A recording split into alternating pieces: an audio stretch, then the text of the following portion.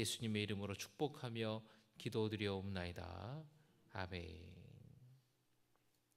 할렐루야. 한 주간 동안 잘 지내셨습니까, 여러분? 여러분 기도 많이 해주신 덕분에 우리 성도님들과 함께 우리 20명 나가사키 순교지 성지순례를 은혜 가운데 잘 다녀왔습니다. 기도해 주셔서 감사를 드립니다. 여러분도 평안하셨습니까? 네. 어제인가 밤에 지진이 일본에서 났는데 우리 같이 가신 분들은 푹 잘 잤어요.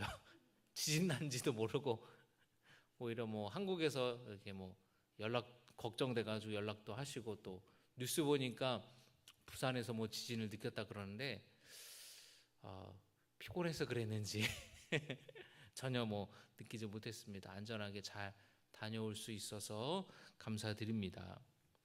오늘 함께 말씀 욥기 36장의 말씀을 좀 나누려고 하는데요. 29장에서부터 31장까지의 욥의 마지막 말이 이제 진행이 됐죠. 32장부터 이제 엘리후라는 사람이 등장해서 말을 하게 되는데, 이 엘리후라는 사람이 등장이 꽤나 갑작스럽지 않습니까, 여러분? 지금 욥이랑 욥의 세 친구 엘리바스, 소발, 빌닷, 이 세 명이 서로 말을 주고받으면서 논쟁을 하고 무려 3차전에 걸쳐서 3번에 걸쳐서 논쟁들을 하면서 이들이 지금 욥과 욥의 세 친구들이 말하는 이 용어들이 법정인 용어예요. 법정 용어. 그러니까 지금 마치 이 친구들인 욥을 고발하고, 욥은 자기의 무고함을 주장하고, 하나님을 나는 증인으로 채택한다고, 하나님 좀 나와서 얘기 좀 해보시라고, 무엄하다 이러면서 친구들이 겁박을 주고, 이런 상황이 계속 되는데 갑자기 엘리후라는 5번째 이 등장인물이 갑자기 탁 등장을 하는 거예요. 후반부에 있어서.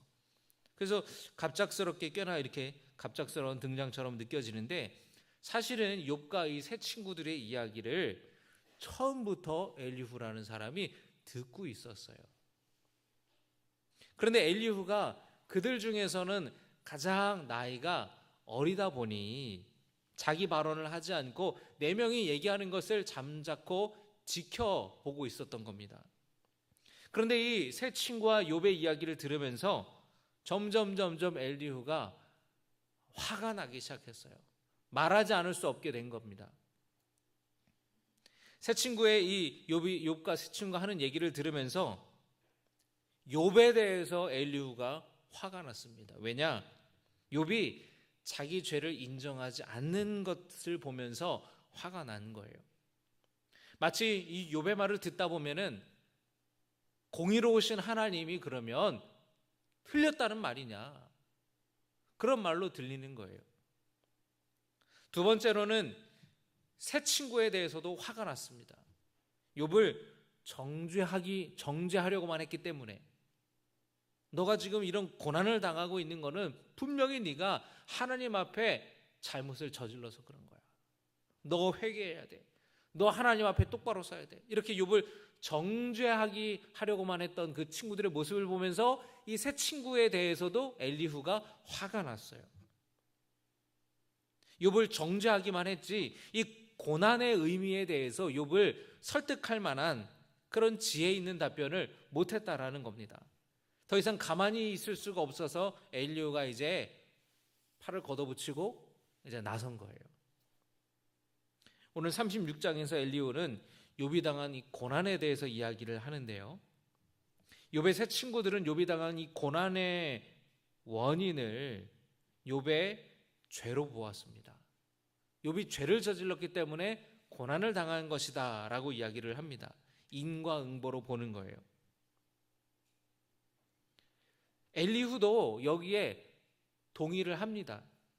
선한 사람은 복을 받고 나쁜 사람은 벌을 받는다라는 인과응보에 대해서 동의를 해요.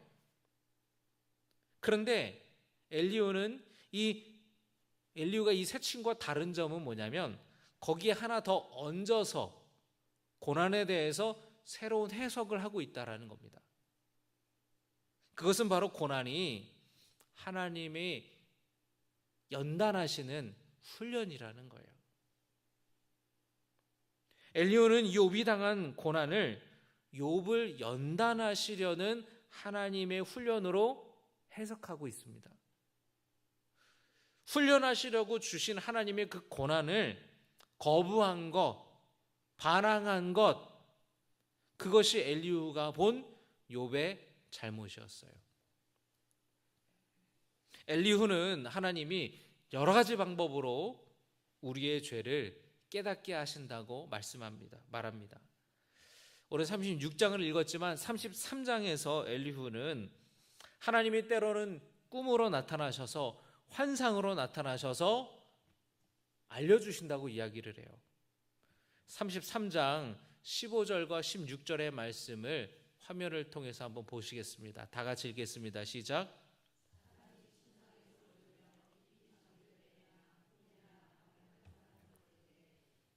사람의 귀를 여시고 경고로써 두렵게 하시니. 사람이 침상에서 졸 때, 잠들 때 꿈이나 환상을 통해서 경고하시기도 하고 두렵게 하기도 한다.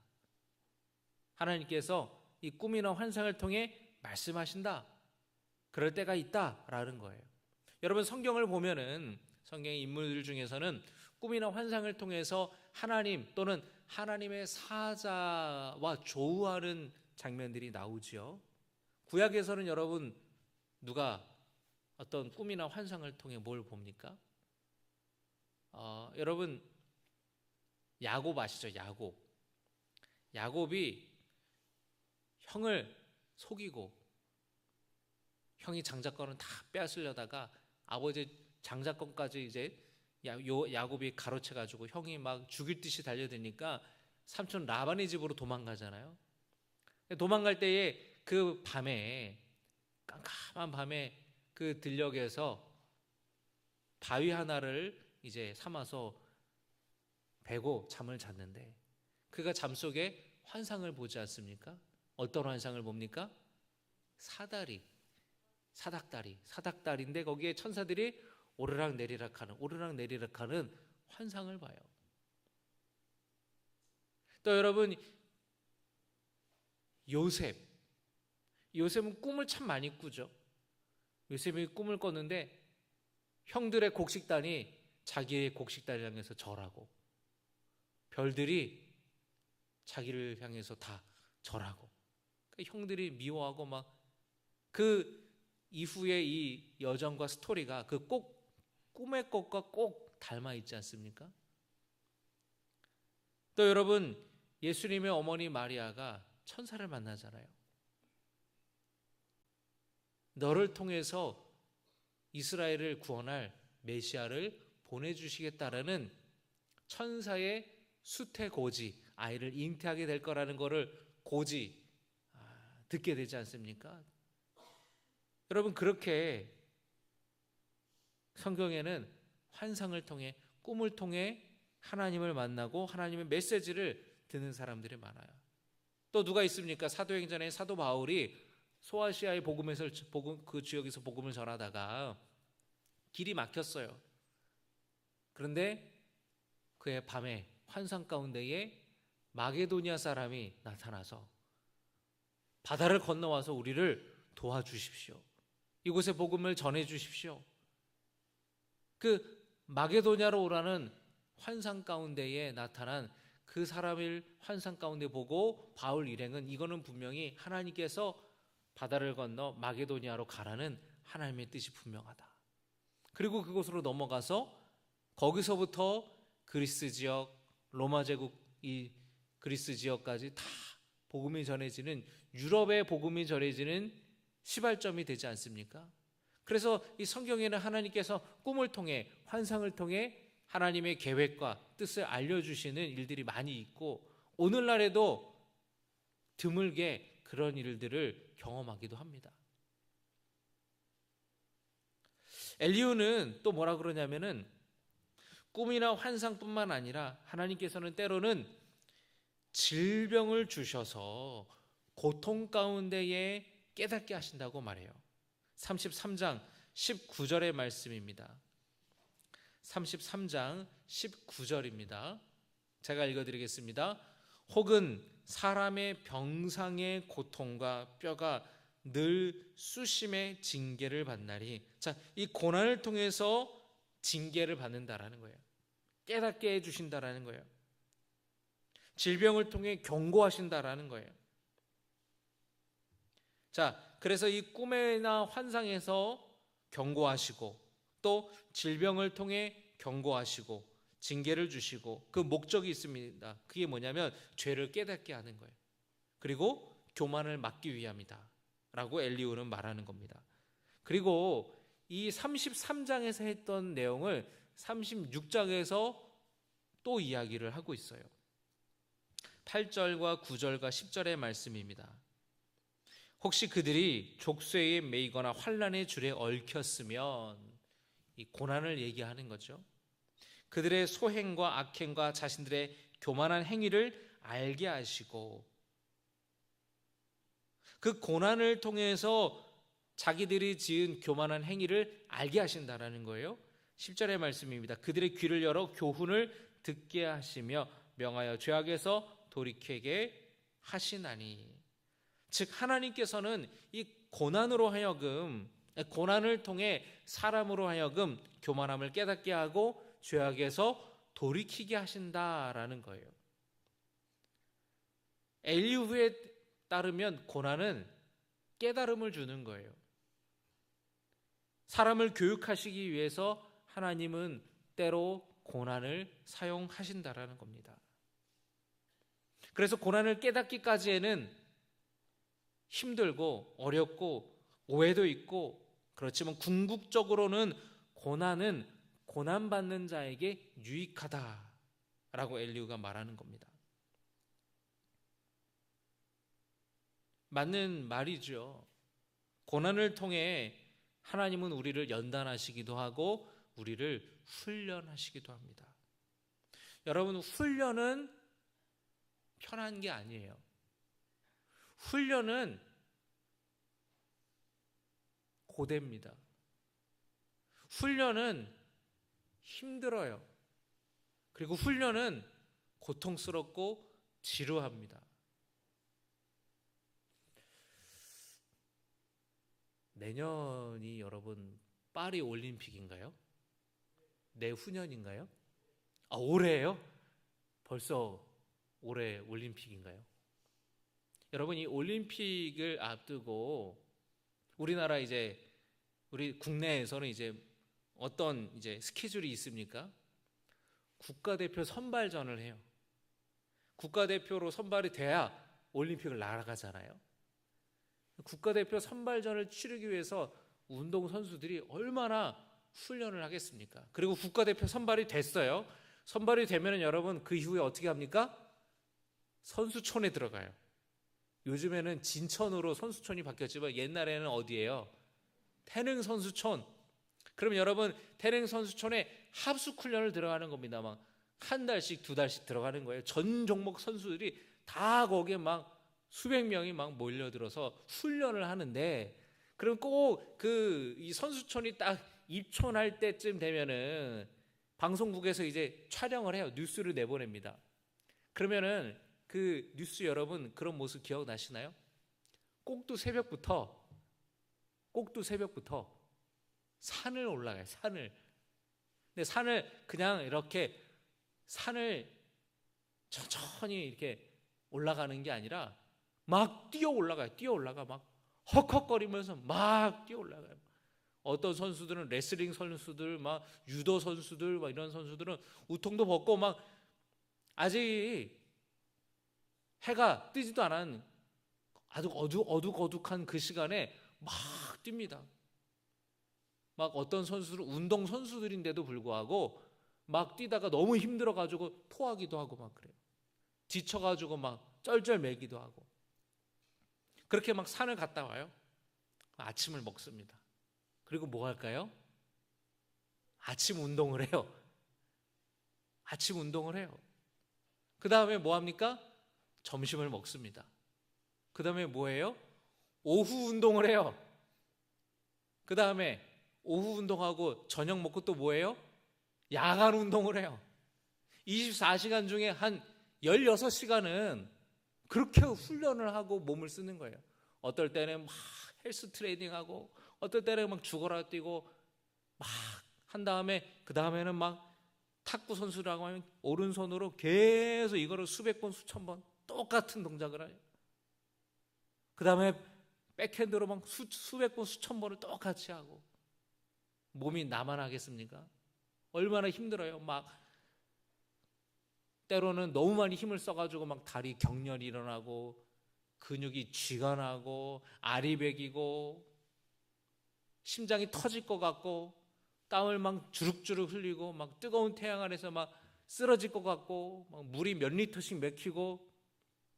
그런데 그거를 하루만 합니까? 아니에요. 며칠씩, 몇십일씩, 몇 달씩 그렇게 해서 올림픽 대회에 나가서 수많은 세계적인 선수들과 경쟁해서 금메달을 따고 오는 거예요. 훈련이, 여러분 운동선수들도 훈련하는 거 싫어해요. 그 힘드니까. 훈련은 힘든 거예요. 그런데 이 훈련을 하지 않으면 멈추는 게 아니라, 성장이 멈추는 게 아니라, 유지하는 게 아니라 퇴보하는 거예요. 훈련을 해야 그나마 유지하는 겁니다. 그래서 운동선수들이 어떤 큰 부상을 입고 몇 달씩 이 필드를 떠났다가 다시 들어오잖아요. 그러면 그 전에 했던 것만큼 체력이 올라오거나 기술적으로 올라오려면 시간이 굉장히 오래 걸려요. 그 감각, 그 체력 안 되는 거예요. 그래서 그런 훈련을 하지 않으면 성장할 수 없고 단단해질 수가 없는 겁니다. 우리의 인생도 마찬가지죠. 우리의 인생도 때로는 하나님이 우리에게 있어서 연단하실 때가 있어요. 우리를 훈련하실 때가 있어요. 여러분 운동선수들이 보면은 장기가 있지만 약점도 있잖아요. 그런데 약점을 계속해서 훈련하면은 그걸 보완할 수 있지 않습니까? 마찬가지로 우리 신앙생활에 어떤 부분은 내가 참 잘하는 부분이 있고 어떤 부분은 약한 부분도 있어요. 잘하는 부분은 은사겠죠. 근데 약한 부분에 있어서는 참 이렇게 불편하고 부담스럽게 다가오기도 하는데, 훈련을 통해서 하나님은 때로는 우리가 약한 부분을 강하게 또 훈련하고 성장시키기를 원하실 때가 있다는 겁니다. 어떤 사람은 다른 사람들 앞에 나서는 것이 참 어려운데 이 전도에 대해서 계속해서 하나님이 이 부담스러운 마음을, 거룩한 부담감을 주는 거예요. 그 전도 나가서 해보다 보면 또 되는 거예요.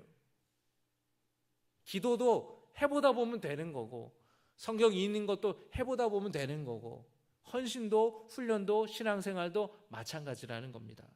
그런데 문제는 모든 문제가 꼭 그런 것만은 아니라는 거예요. 욥의 세 친구가 말하는 것처럼 고난의 원인이 죄일 수도 있겠죠. 내가 어떤 하나님 앞에 교만하고 내가 하나님 앞에 죄를 지어서 고난을 당하는 걸 수도 있습니다. 그런데 모든 경우가 다 그런 것만은 아니에요. 그 다음에 엘리후가 말한 것처럼 어떤 고난은 나를 훈련하기 위한 하나님이 주시는 하나님의 연단일 수도 있겠죠.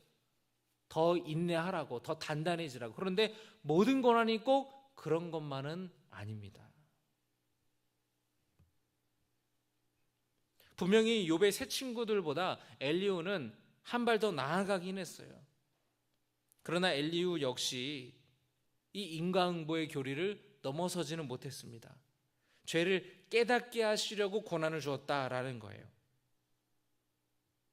죄 없이 고난을 당하고 있는 욥에게 이 엘리후의 말이 어떻게 들렸을까요? 여전히 공허하게 들렸다라는 거예요. 왜냐하면 욥의 경우는 그 고난의 원인이 죄도 아니고 연단도 아니기 때문에 욥은 자신의 무고함을 주장하는데 이 엘리후의 말도 공허하게 느껴졌다라는 것이에요.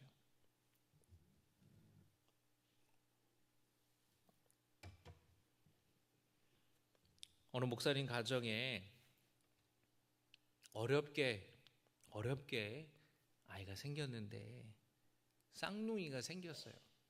인공수정을 해서. 그런데 그만 아이들이 너무 세상에 빨리 나왔습니다. 그래서 아이 하나는 하늘나라로 갔고 다른 아이 하나는 중환자실에서 가까스로 힘겨운 숨을 쉬고 있었는데 의사가 하는 말이 장애를 갖게 될 거라고, 아이가 너무 일찍 태어나서 장애를 갖게 될 거라고 이야기를 했어요. 아이의 장례를 치우고 또 다른 하나는 힘겨운 숨을 쉬고 있고 장애가 있을 거라는 그 병원의 진단을 받고 있는 상황에서 어느 성도님이 목사님에게 찾아와서 이런 얘기를 했다라는 겁니다. 하나님께서 목사님을 크게 쓰시려고 연단하시나 봐요. 그런데 그 이야기가 하나도 위로가 되지 않았다라는 거예요. 오히려 그 목사님은 이렇게 기도했답니다. 하나님, 저 큰 목사 되고 싶지 않아요. 저 큰 목회자 되고 싶지 않으니까 제발 이 아이를 살려주세요. 제발 이 아이를 살려달라고, 아이만 살려달라고 그렇게 기도를 하셨답니다.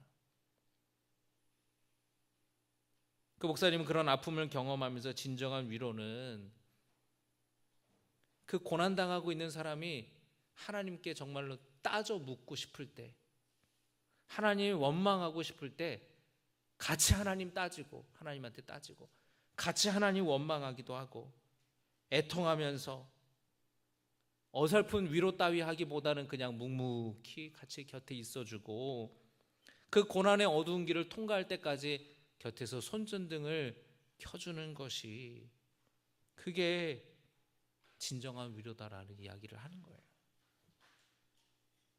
여러분, 그런데 그 목사님의 이야기를 들으면서 나도 저런 이야기를 한 적이 있는데 혹시 그런 생각이 들지는 않으십니까? 저도 그런 위로를 했던 것 같아요. 제가 중학교 때 친구가 있었는데 초등학교 때부터 친했던 친구예요.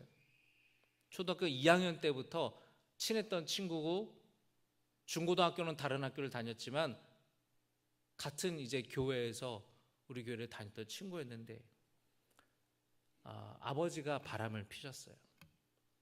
부모님 사이가 안 좋았어요.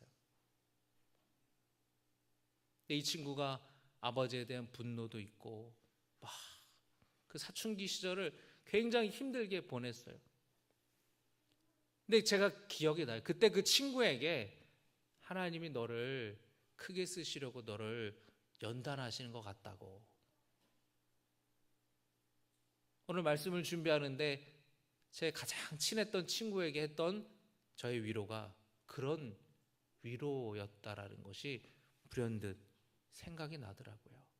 여러분은 이런 위로를 힘들어하는 누군가에게, 고난당하고 있는 누군가에게 했던 기억이 없으신가요? 우리 너무나 이런 얘기를 쉽게 해요. 쉽게 하니까 그것이 위로가 안 되고 너무나 상투적이기 때문에 상처가 되는 겁니다.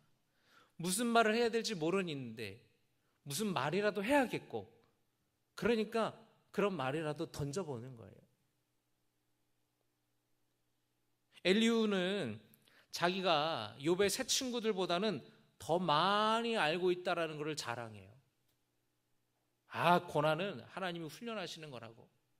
나보다 나이도 많고 많이 배운 저 엘리바스와 소발과 빌닷, 나보다도 모르네. 고난은 그런 게 아니야. 고난은 하나님이 연단하시는 거야. 그 연단을 통해서 하나님이 죄를 깨닫게 하시고 겸손하게 하려는 하나님의 뜻이야 하면서 욥의 고난을 엘리후가 자기 나름대로 해석을 하는 겁니다. 그런데 욥에게는 그것이 전혀 위로가 되지 않았다라는 것이에요.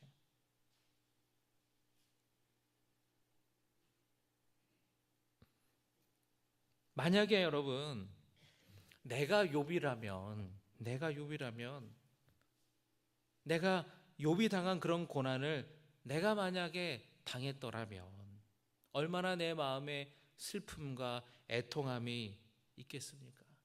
내 온몸이, 내 영혼이 찢기는, 갈갈이 찢기는 그런 경험을 하지 않겠습니까? 내 존재가 찢기는. 그런데 친구들과 엘리후의 말은 그 고통을 덜어주지 못하는 거예요. 그 고난 속에서 힘들기도 하고 혼란스럽기도 하고 분노하는 마음이 생기기도 하고 원망하는 마음이 생기기도 하고, 분명히 내 죄 때문에 이 일이 생긴 것은 아닌데, 하나님이 나를 연단시키려고 이 일을 주신 것도 아닌데도 옆에서는 계속해서 그런 말을 한다면 여러분 얼마나 받아들이기가 힘드시겠어요? 하나님께 분노하고 원망하고 그럴 수 있죠. 고통 가운데 있는 사람이니까. 우리는 그런 반응들을 우리는 이해할 수 있어야 됩니다. 왜냐하면 내가 그러니까. 여러분 신앙생활하면서 하나님께 한 번도 원망하지 않았던 분 계세요? 하나님께 원망하지 않았던 분, 불평분만 한 번도 안 했던 분 계십니까? 없잖아요. 그러니까 우리는 욥의 마음을 모르지 않는다라는 거예요. 그런데 내가 다른 당사자가 되면은, 내가 욥과 같은 사람이 되면은 그 아픔을 모르지 않는데, 내가 옆에 있는 사람이 고난 당하는 것을 보면은 그 마음을 잃어버린다라는 거예요. 그런데 우리 하나님은 그 고난 속에서 하나님을 원망하기도 하고 하나님께 불평하기도 하고 하나님께 불만을 갖기도 하고 따져 묻기도 하는 그 사람을 넓은 품으로 안아주시는 참 좋은 자비의 하나님이시라는 것을 우리가 기억했으면 좋겠습니다. 예수님도 십자가에서 나의 하나님, 나의 하나님, 어찌하여 나를 버리셨나이까? 원망처럼 느껴지지 않습니까? 한탄처럼 느껴지지 않으세요? 어떻게 나를 버리셨냐고. 예수님조차 고난 가운데 그렇게 고백하셨는데 우리는 오죽하겠습니까? 하나님은 그런데 우리의 눈물을 닦아주시며 때로는 우리가 어린아이처럼 때를 쓰더라도 이해해 주시는 분이라고 저는 믿습니다. 하나님 앞에서 저음자는 척, 아무렇지도 않은 척, 괜찮은 척 하는 것보다는 그냥 눈물 흘리며 콧물 흘리며 때를 쓰는 것처럼 보이더라도 그렇게 하나님 앞에 부르짖으며 울부짖으며 나아갈 때에 오히려 주님은 그런 우리를 보살펴 주시고 품어주시는 분이라고 말씀하시는 거예요. 괜찮다고, 괜찮다고. 너보다 내가 더 아프다고 말씀하시는 분이라는 거예요. 3박 4일 동안 나가사키 순교지를 다녀왔는데 제가 20살 때부터 나가사키를 가고 싶었어요. 제가 신학교에 20살에 딱 입학을 했는데 일본의 엔도 슈샤쿠라는 작가가 쓴 침묵이라는 소설을 읽게 되었습니다. 그 소설은 일본 나가사키에서 순교한 사람들의 이야기를 소설로 쓴 거예요. 제가 그 책을 읽고 참 깊은 감동을 받았고 믿음에 대해서 다시 생각해보고 하나님에 대해서 다시 생각해보게 되었어요. 일본에 임진왜란 전에 일본에 기독교가 전례가 됐습니다. 복음이 전해지게 되었어요. 그런데 정치적인 상황이 바뀌면서 박해가 시작되었어요.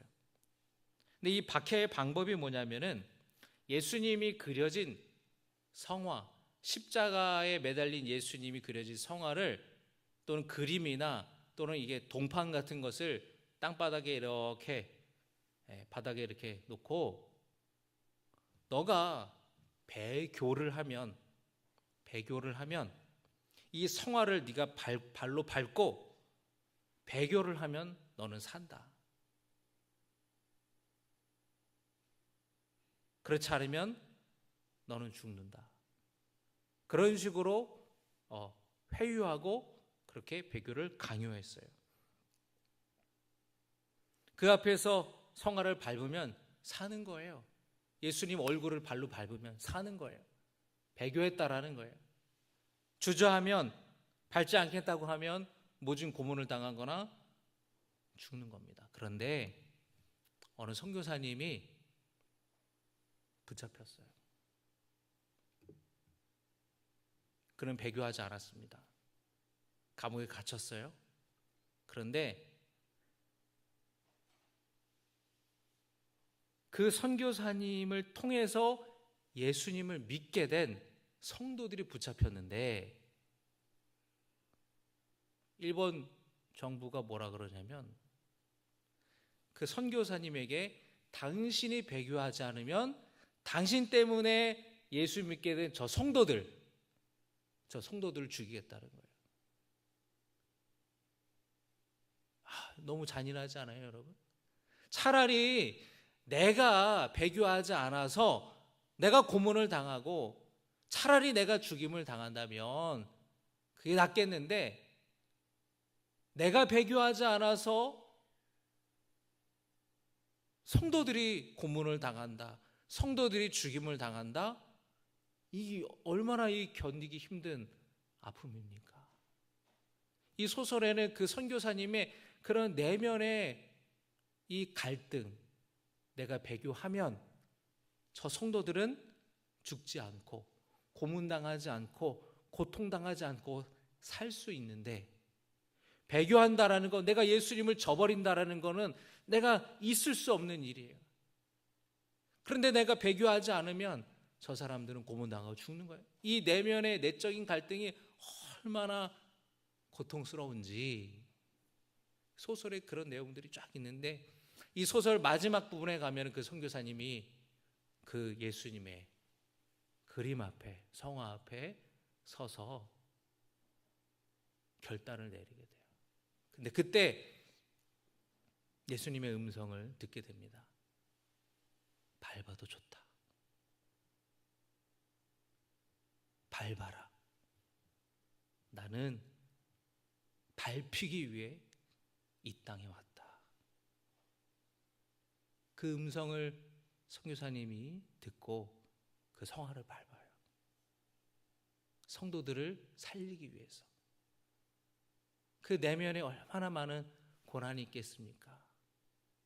우리가 순교지를 봤는데, 순교지를 보면서 또 저녁에 또 강의를 듣고 또 이렇게 예배를 드리는데 그러는 거예요.